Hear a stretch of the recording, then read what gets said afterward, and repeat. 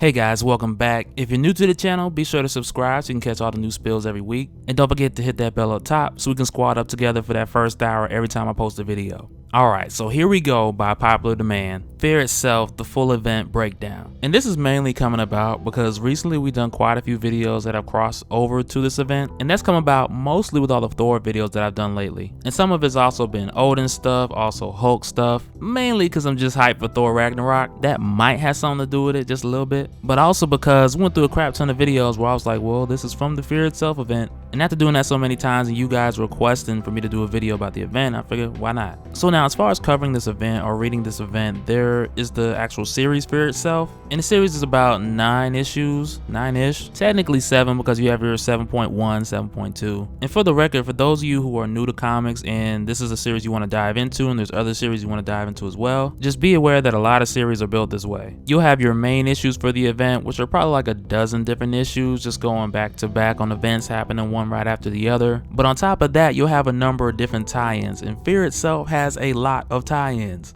to say the least. Like overall, the total number of issues that tie into this event, and including the main 10 and like the 7.1, 2, and 3, like with all those issues included, it is a whopping 124 issues, which is a whole lot going on. So rather than trying to go through each and every one of those issues page by page, I'd rather just kind of give you a run through of the event, giving you the main key points of what happened, and also try to answer as many questions as I can along the way in that process.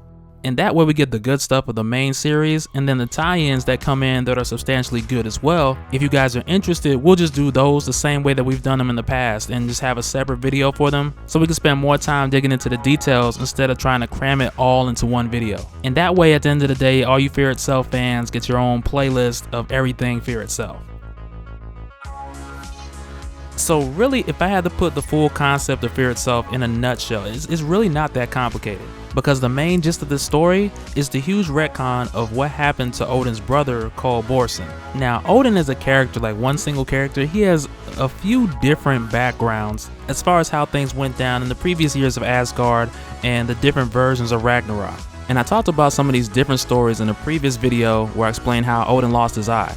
But either way, with Odin in the comics being as old as he is and his existence predating man, and Ragnarok taking its course a countless number of times over the years, it's almost like he's had this privilege to kind of rewrite history in his own words and just tell people, okay, this is what happened. And everybody else just kind of got to go with what he says. And with Odin kind of telling us the story that he wants to, we find out over time that he leaves out some stuff, like some very significant stuff. But some of this information gets uncovered unintentionally by the Red Skull. And later his daughter would continue where he left off and uncover this ancient hidden power from Asgard. And it's a crazy kind of origin story about Red Skull's daughter, Cynthia Smith, because the Red Skull specifically wanted a son because he wanted an heir, someone who could pick up his progress from where he left off and continue to carry on his legacy. So now at this point we kind of jump back to the Book of the Skull. And the Book of the Skull was pretty much a journal that kept all the Red Skull's secrets and different revelations and mysteries that he had uncovered, primarily so he can keep a lot of it to himself, but then ultimately later on when he had a son, he would be able to pass down these secrets to his son. But most significantly, this book carried the secret location to a hammer that the Red Skull had summoned back in 1942. And now even though the Skull didn't consider Cynthia to be fit to be an heir because she was a female, but he did see an untapped potential in her that would develop over time, but he couldn't wait all that time. So what he did was hook her up to a machine, fast forwarded her life 9 years, flooded her mind with pure malice until she came out as daddy's little girl. And her story was pretty quiet after that as far as significant events in the comics, but the main explanation for where she's been all this time was just that she went back to the woman who saved her life shortly after childbirth, because immediately when she was born, the Red Skull was furious that she wasn't a male. She wasn't the male heir that he wanted. So Red Skull was about to do the unspeakable at that point, and the woman who was one of his followers, Susan Scarborough, she was just like, no, don't kill her, I'll raise her. And it was along those lines where Red Skull started to see certain traits in his daughter, where he decided to groom her to be an evil leader. But Cynthia, or she just go by Sin, she shows up later around your Civil War event, and there's an explosion during that event where her face is actually disfigured as she's given a Red Skull. And it's not too long after that she meets Baron Zemo. She finds out about the Book of the Skull, and she goes looking for this hammer that her father summoned back in 1942. And that book is what leads them to this fortress in Antarctica that's been built around this hammer that nobody could lift. And so as it turns out, this unwanted daughter of Red Skull, who in his words isn't fit to be an heir, As it turns out, she surpasses not only his expectations, but also in a way his accomplishments by being able to lift the hammer that he couldn't. And so now as far as Asgardians hammers go, like you just don't come across these weapons that are unliftable without some type of Allfather placing a spell on this hammer. And whichever Allfather it may be, in this case not Odin, they get to set the term of what exactly worthy is in order for the wielder to be qualified to lift this hammer. And as soon as Sin picks up the hammer, she is transformed into the first member of a team called the Worthy. And we'll talk about them in just a minute, but the main thing here to realize is that this hammer was created by a legit Allfather that nobody knew about, who was Cole Borson, Odin's older brother, who by birthright was the next Allfather. But because he was like pure evil, Odin had to hem him up, put him away, and pretty much kill anybody who was around at the time that knew his name. And it may sound dirty at first, but the reason why he had to take these extreme measures with Cole was because aside from his evil intentions, he had the ability to sustain youth and accumulate like a ridiculous amount of strength and power just from feeding off of people's fears. And this concept wasn't greatly far-fetched by any means, because over the years, the different members of Odin's family, they all had some unique gift that made them insanely powerful. Like with Odin, for example, he has the Odin Force, but in order to recharge it, he has to take the Odin Sleep. And his Odin Sleep can last from weeks to months and even to an Earth year. But as I mentioned earlier, with the different origins and background that Odin has, this one in particular goes into your main continuity, and it predates Odin merging with his other brothers in order to escape Surtur.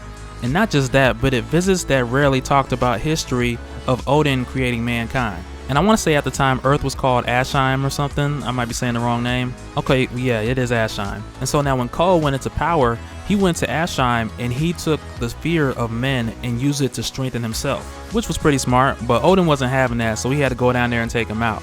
So now with Asgardians and mainly your first family, there are certain rules that are set in place. And I'm not 100% clear on how this rule works, but for whatever reason, Odin can't just kill Cole. And even though he can't do it himself, there's no exception saying that his son Thor can't. But the tricky thing about these rules and ancient prophecies is that they usually have a catch that comes at an extreme price, because there's also a prophecy that Odin found out that mentioned that his son would die in a battle with the serpent. And Odin gave his eye to get this knowledge, like that's how much he loves his son. And I talk more about that journey and what he went through specifically for that in another video. I'll put a link down in the description if you haven't seen that. But after imprisoning Cole Borson, in order to weaken him so he'd stay in prison and he wouldn't escape, Odin had to cleanse Asheim from anyone who knew his name and could potentially fear him and give him power. Because in his mind, eliminating the serpent, this will get rid of the possibility of Thor having to battle him and being destined to die in that battle as well. And immediately after cleansing Asheim, Odin changed the name to Midgard, so that the rule of the serpent would be completely forgotten. And so now jumping back to Sin, when she freed the serpent was giving out hammers left and right.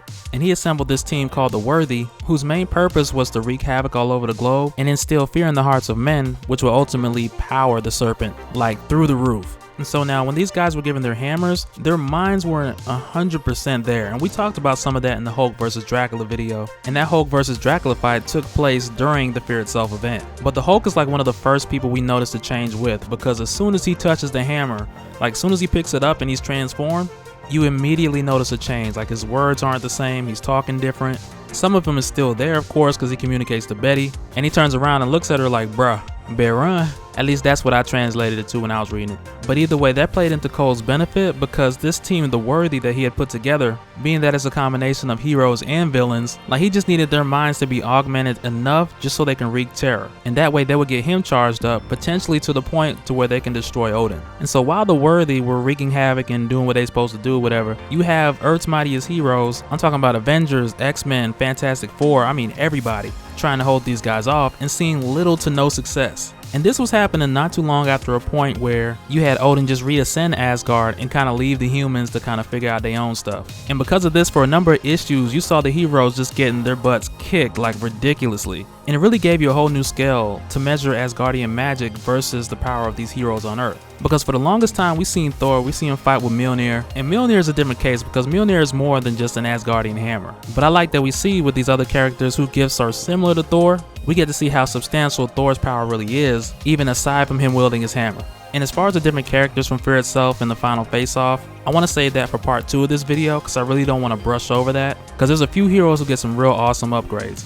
But real quick before I go, Like, with the fact that these heroes getting their ass handed to them by all the Asgardians, you first had Captain America who asked Odin for help, and Odin turned him aside. And I think it was kind of the tone in Captain's voice. He raised his voice a little bit, and Odin pretty much zapped him and everybody else to the other side of the map. But it ends up being Tony Stark who convinces Odin to give Earth's heroes a fighting chance. And Odin, of course, obliges to this because in his eyes, it's a way to also protect his son. And so what Tony does here with Odin's help is upgrade his bleeding edge armor with Uru metal and Asgardian magic, as well as a number of other weapons to help out the other heroes to fight by his side. Thor also got some upgrades, including the sword called Ragnarok, which essentially is your god killer sword. And now I still haven't seen the movie yet, but I hope that they bring this sword out. But that'll do it for this one, guys. Like I said, in the next video, I'm gonna focus more on the heroes and their upgrades, and talk a bit more about a particular hero who didn't want to give his upgrades back.